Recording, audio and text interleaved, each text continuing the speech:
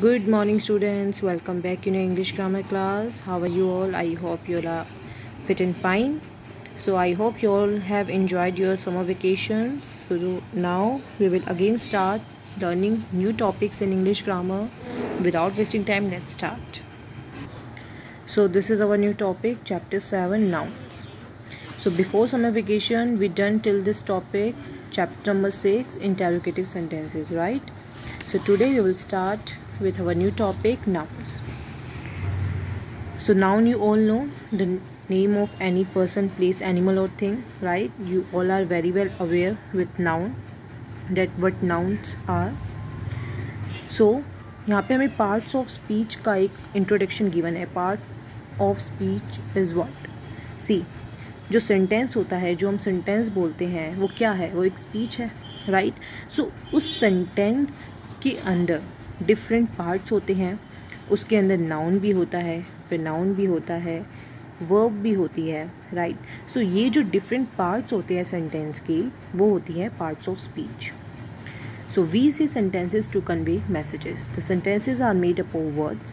So the words belong to different classes or groups. वो जो words हैं sentence के अंदर use करे हैं हमने, that are made up of different classes or groups. These groups or classes are called the parts of speech. वो groups और वो classes क्या कहलाती हैं? Parts of speech. So there are 8 parts of speech: noun, verb, adjective, pronoun, adverb, preposition, conjunctions and interjection. See 8 parts of speech हैं जिनके बारे में हम अपनी फर्दर क्लासेस में पढ़ेंगे डीपली. ओके, आज की क्लास में हम सिर्फ एक पार्ट ऑफ स्पीच के बारे में पढ़ेंगे जो है नाउन. ओके, बाकी की जो rest of the part of speech हैं उनके बारे में हम अपनी फर्दर क्लासेस में जानेंगे. So in this chapter we are going to study the noun. So let's start. So everything around us has a name. These names help us to identify person, place, things और animals. हमारे आसपास जितनी भी चीज़ें हैं उन सब के नेम होते हैं, राइट? या तो वो एक पर्सन होता है, या फिर प्लेस होती है, या फिर कोई थिंग है, राइट? सो ये सब, ये जो नेम्स हैं वो क्या है? वो है noun. Noun is the name of a person, place, animal और थिंग. नाउन क्या होता है? इन्हीं पर्सन, प्लेस और एनिमल, थिंग के जो नेम होते हैं वो नाउन कहलाते हैं. Person like doctor, teacher, father, mother, right? जितने भी नेम्स होते हैं डिफरेंट पर्सनस के वो नाउन होते हैं. Places like school, park, hospitals. Animals like dog, elephant, cat. Things like chair, ball, books and many other things, right? So noun is what? Noun is the name of any person, place, animal or thing. We also called it naming words. Noun को हम naming words भी बोलते हैं. Now we will take some sentences and you have to identify the noun in the given sentence. Okay, so let's start doing it. So our first sentence is Peter is reading a book. So in the given sentence, Peter is what? Peter is the name of a person, right? So it is also a noun, and book is the name of a thing. So name of a thing or person is a noun. Now second is Meera teaches very well. So Meera in the given sentence is what? She is a person. So Meera is also a noun, name of a person. Now next sentence is this is a bag. So इसमें हमें एक thing का name given है, name of a thing which is also a noun, bag, right? Now next is mangoes are in the basket. So mangoes is a name of a thing and basket is also a name of a thing. So mangoes and basket both are the noun in the given sentence. Now moving further to our next sentence which is children are playing in the park. So children, name of a person, and यहाँ पे हमें एक place का name भी given है. children कहाँ पे खेल रहे हैं? पार्क में खेल रहे हैं. So park is the name of a place, right? So name of a place is also a noun. Now moving further to our next sentence is this is a hospital. So hospital is what? Hospital is the name of a place. So this is how you can identify a noun.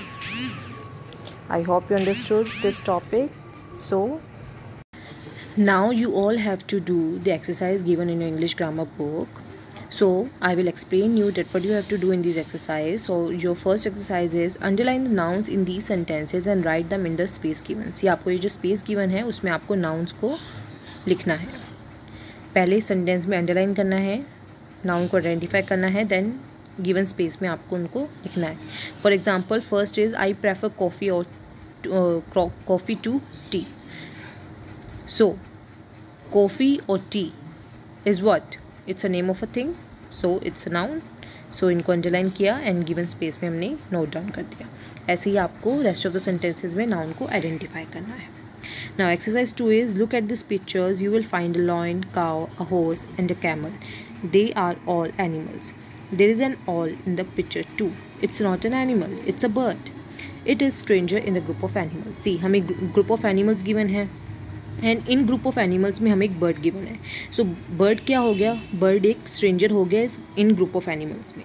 सो ऐसे ही इस exercise में what you have to do, आपको ऐसे ही कुछ group of noun given है and उसमें से आपको स्ट्रेंजर फाइंड आउट करना है. जैसे ये सब एनिमल्स थे, इसमें एक बर्ड था.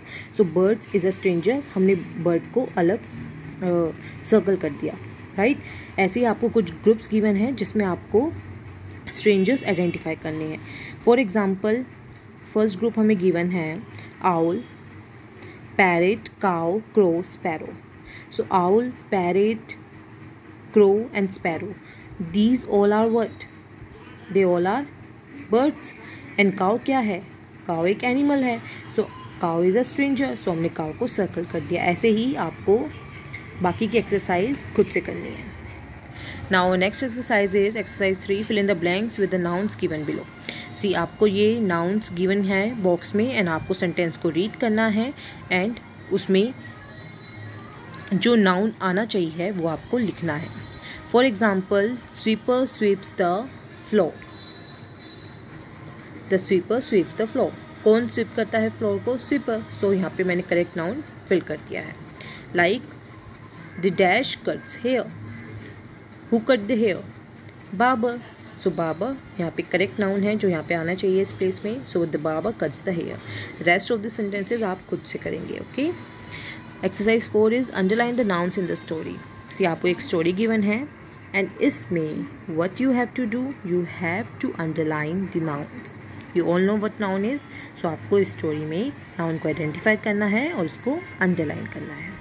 सो this is all you have to do in these exercises. I hope you understood this topic. So this is all about today. Thank you and take care.